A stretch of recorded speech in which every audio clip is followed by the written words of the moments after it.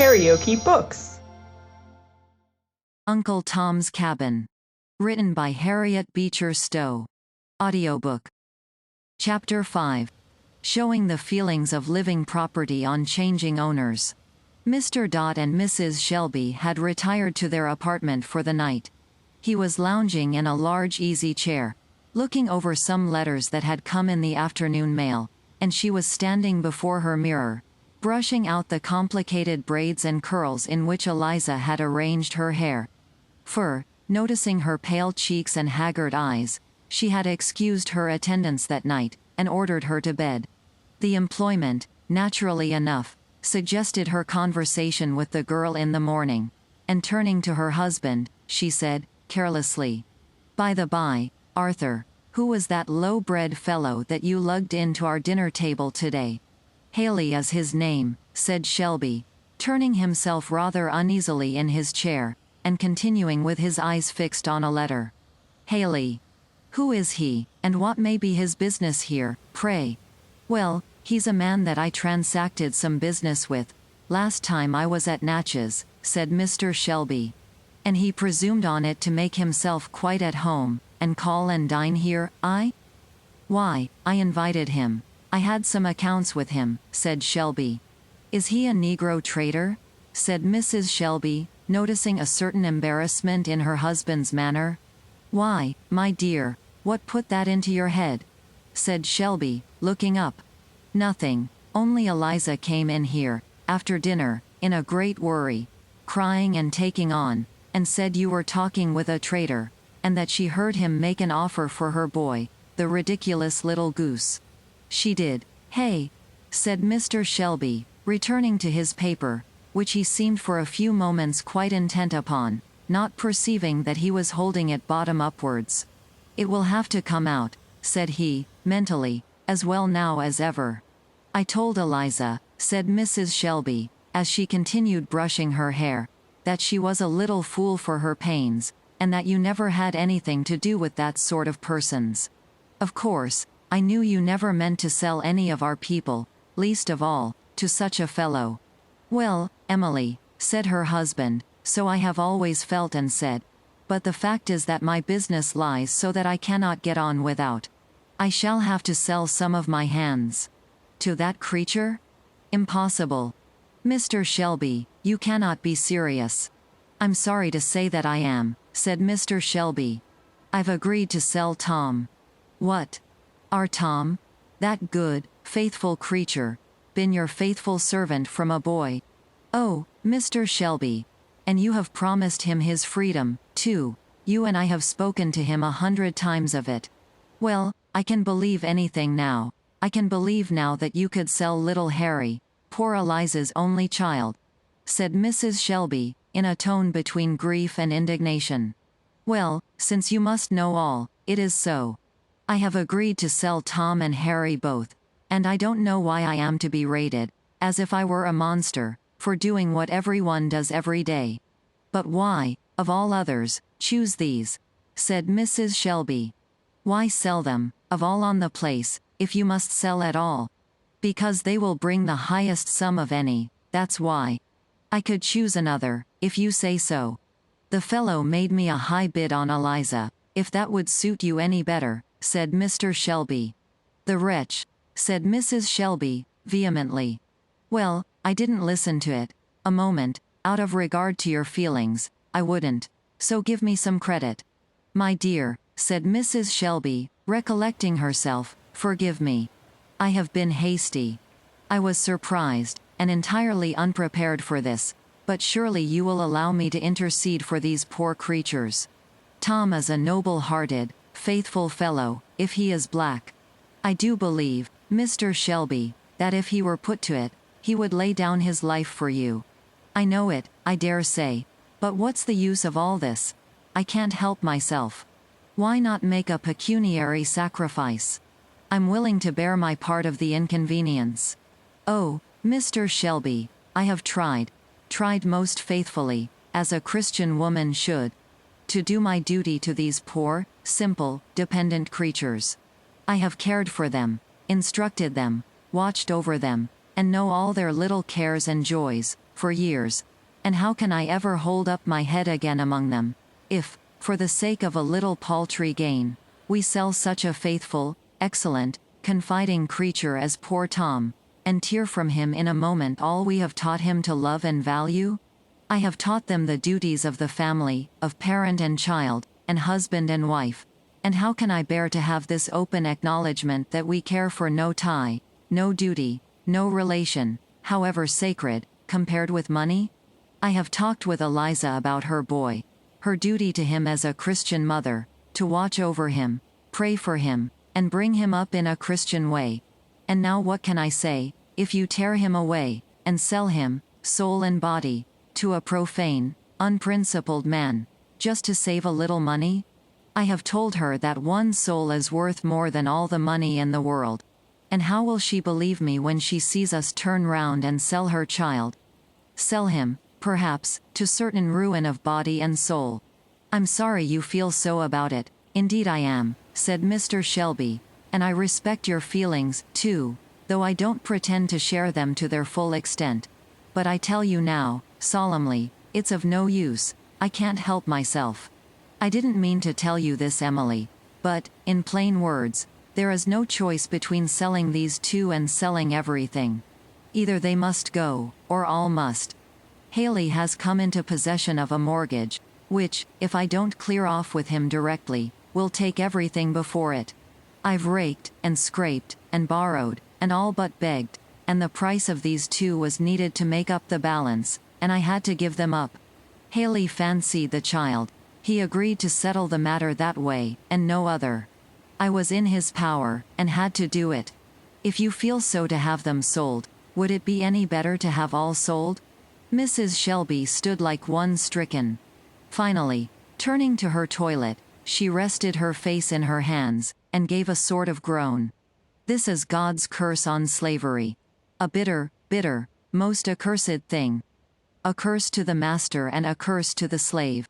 I was a fool to think I could make anything good out of such a deadly evil. It is a sin to hold a slave under laws like ours. I always felt it was. I always thought so when I was a girl. I thought so still more after I joined the church.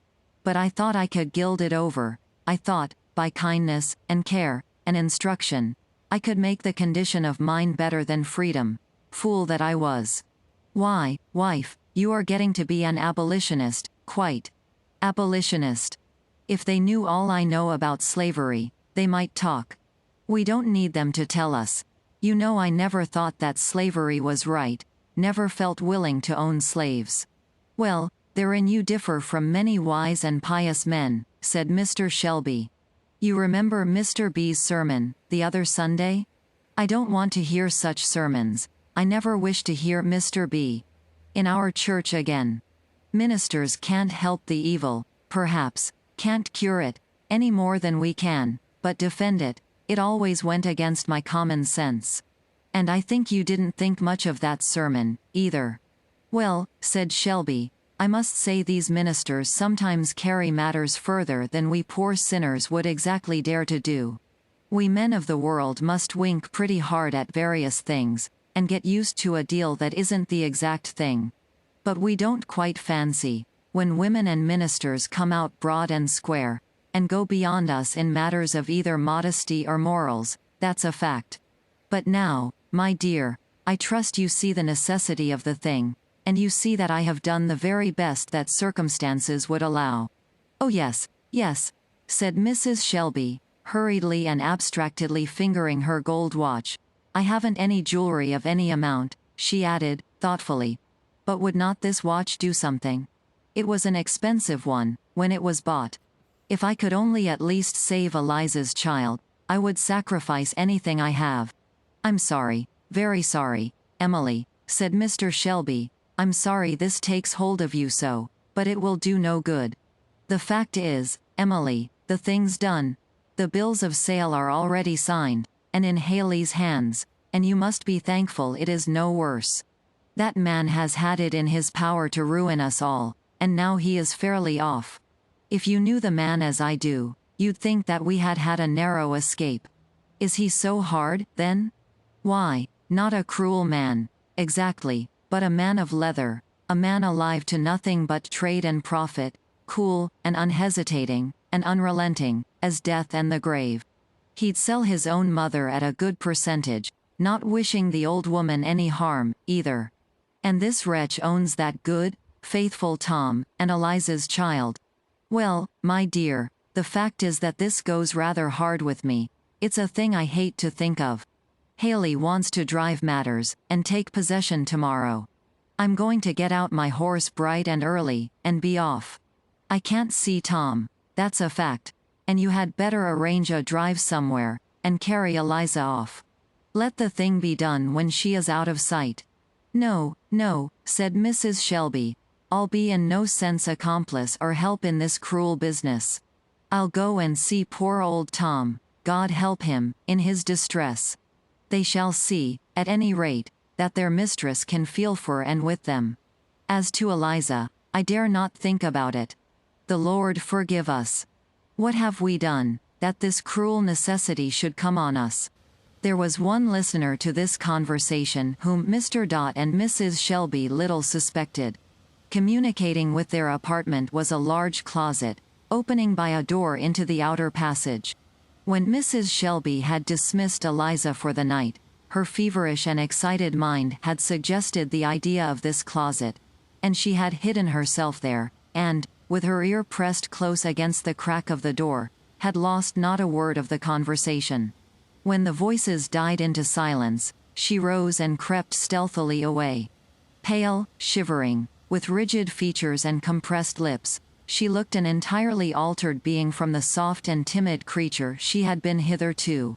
She moved cautiously along the entry, paused one moment at her mistress' door, and raised her hands in mute appeal to heaven, and then turned and glided into her own room. It was a quiet, neat apartment, on the same floor with her mistress. There was a pleasant sunny window, where she had often sat singing at her sewing. There a little case of books, and various little fancy articles, ranged by them, the gifts of Christmas holidays. There was her simple wardrobe in the closet and in the drawers. Here was, in short, her home, and, on the whole, a happy one it had been to her.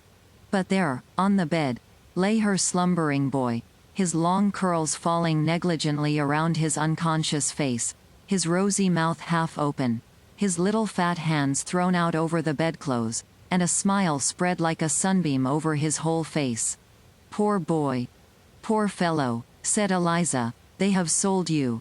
But your mother will save you yet. No tear dropped over that pillow. In such straits as these, the heart has no tears to give, it drops only blood, bleeding itself away in silence. She took a piece of paper and a pencil, and wrote, hastily. Oh, Mrs. Dear Mrs. Don't think me ungrateful, don't think hard of me, anyway, I heard all you and Master said tonight. I am going to try to save my boy, you will not blame me. God bless and reward you for all your kindness. Hastily folding and directing this, she went to a drawer and made up a little package of clothing for her boy, which she tied with a handkerchief firmly round her waist.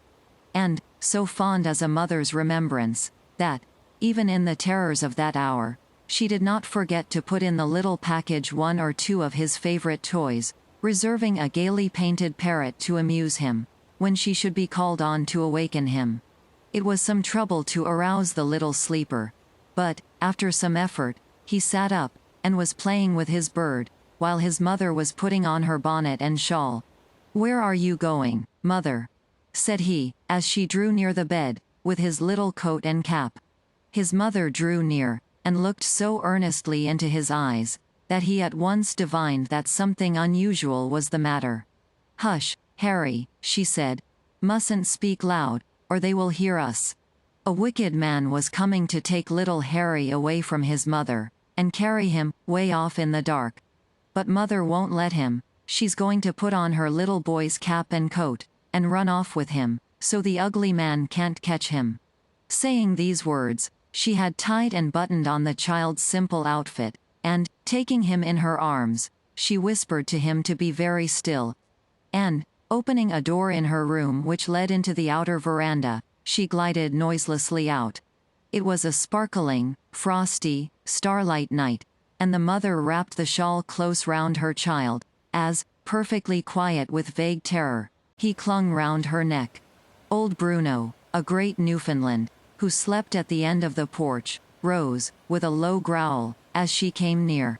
She gently spoke his name, and the animal, an old pet and playmate of hers, instantly, wagging his tail, prepared to follow her, though apparently revolving much, in this simple dog's head, what such an indiscreet midnight promenade might mean. Some dim ideas of imprudence or impropriety in the measure seemed to embarrass him considerably. For he often stopped, as Eliza glided forward, and looked wistfully, first at her and then at the house, and then, as if reassured by reflection, he pattered along after her again. A few minutes brought them to the window of Uncle Tom's cottage, and Eliza stopping, tapped lightly on the window pane. The prayer meeting at Uncle Tom's had, in the order of hymn singing, been protracted to a very late hour, and, as Uncle Tom had indulged himself in a few lengthy solos afterwards, the consequence was, that, although it was now between 12 and 1 o'clock, he and his worthy helpmeet were not yet asleep. "Good Lord! What's that?" said Aunt Chloe, starting up and hastily drawing the curtain. "My sakes alive, if it ain't Lizzie! Get on your clothes, old man, quick! There's old Bruno, too, a pawin' round. What on earth? I'm gwine to open the door."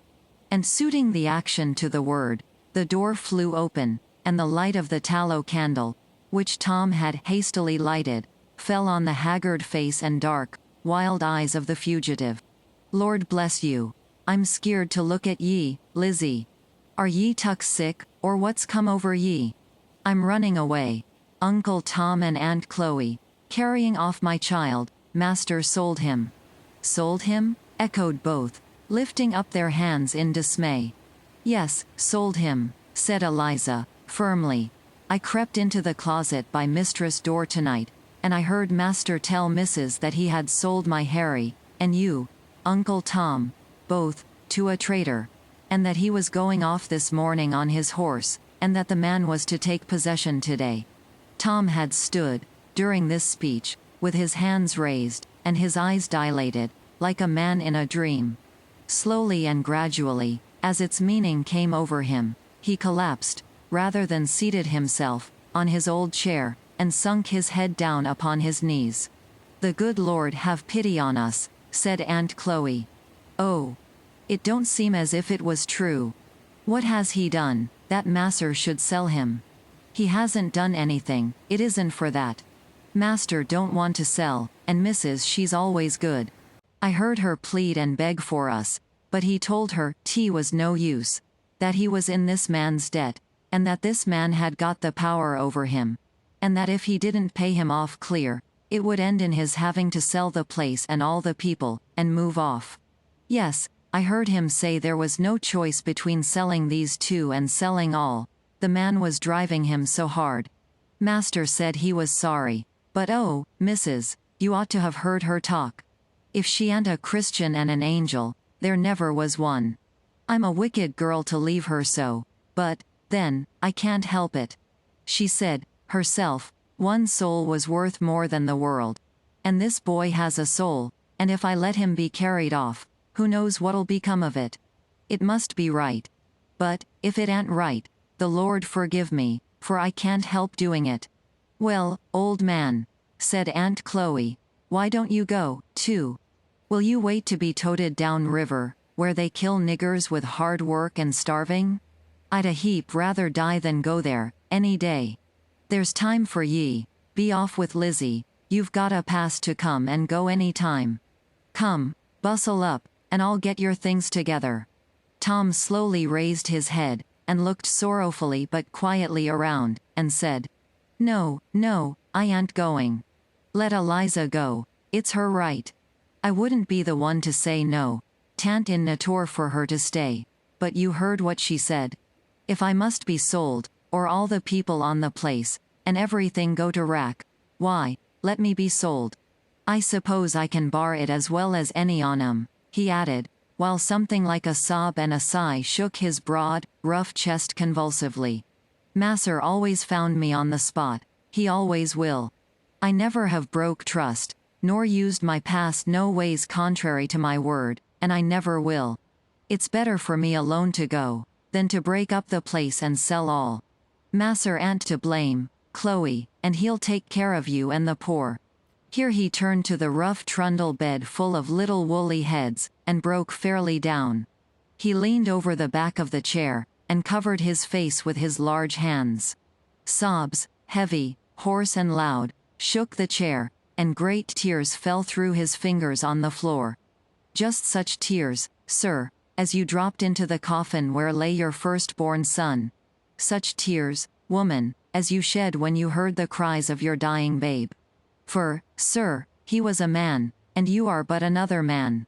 And, woman, though dressed in silk and jewels, you are but a woman, and, in life's great straits and mighty griefs, ye feel but one sorrow. And now, said Eliza, as she stood in the door, I saw my husband only this afternoon, and I little knew then what was to come. They have pushed him to the very last standing place, and he told me, today, that he was going to run away. Do try, if you can, to get word to him. Tell him how I went, and why I went, and tell him I'm going to try and find Canada. You must give my love to him, and tell him, if I never see him again. She turned away, and stood with her back to them for a moment, and then added, in a husky voice, tell him to be as good as he can, and try and meet me in the kingdom of heaven. Call Bruno in there, she added. Shut the door on him, poor beast. He mustn't go with me. A few last words and tears, a few simple adieus and blessings, and clasping her wondering and affrighted child in her arms, she glided noiselessly away. KaraokeBooks.